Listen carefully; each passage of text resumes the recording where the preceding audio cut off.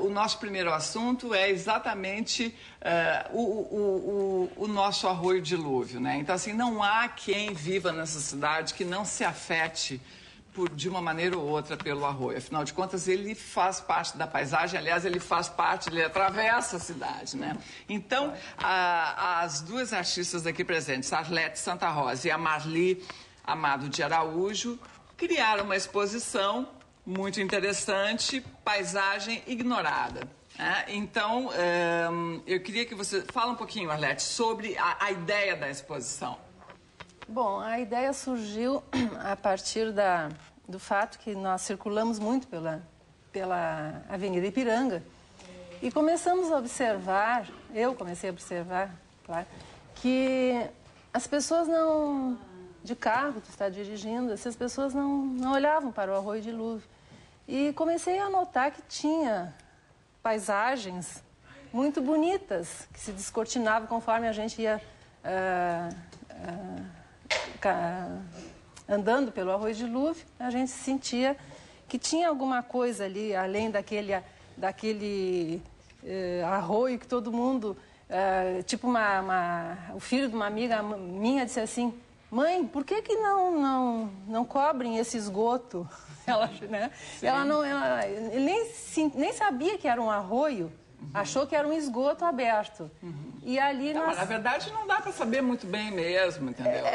Né? A gente passa e não... E assim eu notei também que tinha pássaros ali que voavam, garças que estavam ali pescando, né? Assim, qualquer coisa, né? Ainda tinha vida ali. Que tinha vida ainda, não é? Foi...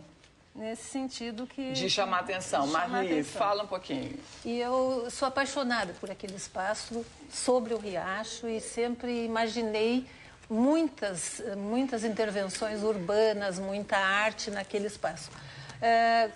Quando era professora no Ateliê Livre, que fiquei mais próxima do espaço, eu levei os alunos a questionarem e a pensarmos o que poderíamos fazer. Se poderíamos fazer uma intervenção urbana usando aquele espaço, e foi então, assim, realizamos 2 intervenções no Arroio Dilúvio com linhas brancas colocadas atravessando todo aquele espaço e depois fotografamos posteriormente e com os alunos do meu ateliê, que é ali perto também, na rua 17 de junho, a gente fez outro trabalho de intervenção naquele espaço com linhas de nylon e pedacinhos de isopor que fazia então um contraste com aquele espaço.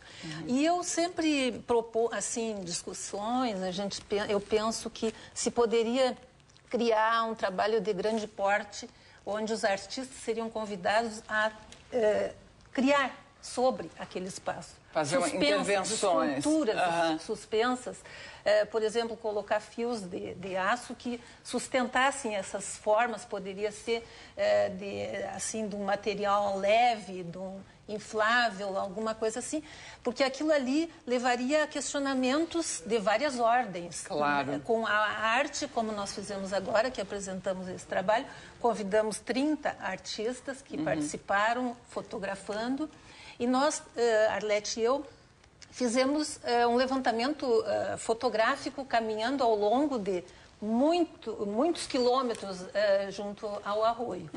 E justamente para instigar através da arte o que pode surgir perguntas de várias ordens, tanto da parte da questão ambiental como de uma questão educativa. Nós todos cruzamos o arroio, nós sabemos que ele é bonito, mas que ele tem um cheiro terrível. Eu fui lá na última ponte, onde entra toda a água para dentro do Guaíba, e lá é insuportável o cheiro. Eu fui lá fotografar no final dele, antes, então, fotografei um pôr do sol lindíssimo. Com um cheiro horrível.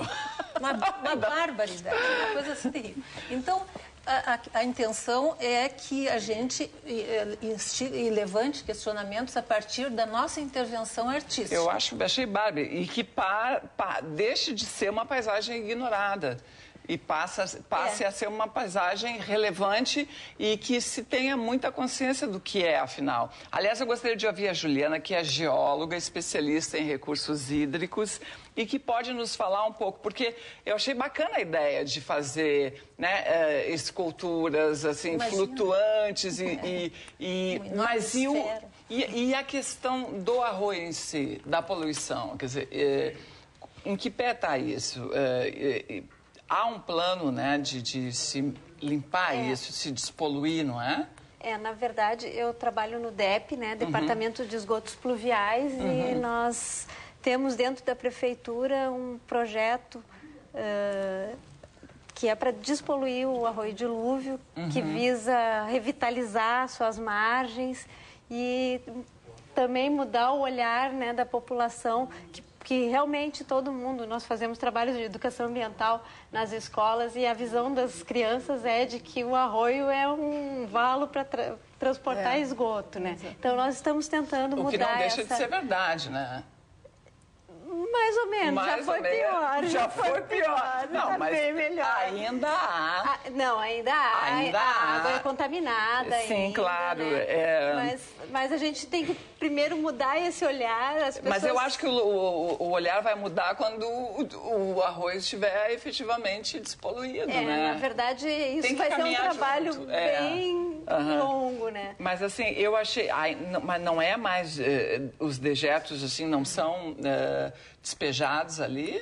Não, na verdade... Nem lixo, nem coisa dos hospitais ali? Na verdade, o DEMAI tem um programa chamado Esgoto Certo, que faz esse trabalho de formiguinha, de ir em casa, coloca um corante, vê se está ligado o seu esgoto cloacal corretamente, porque, na verdade, nós temos o esgoto pluvial, que é o da água da chuva, e o cloacal, que é o esgoto doméstico, aquele que sai da nossa casa.